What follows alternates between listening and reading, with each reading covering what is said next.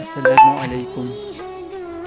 मेरी तरफ से तमाम दोस्तों को जुमातुल मुबारक बहुत मुबारक हो। आज के दिन हमें सिर्फ दो काम ज़्यादातर ख़ास हैं। नंबर एक, जुमा मुबारक की नमाज जुमा अदा करना, और नंबर दो, सूरह कहफ की तिलावत करना।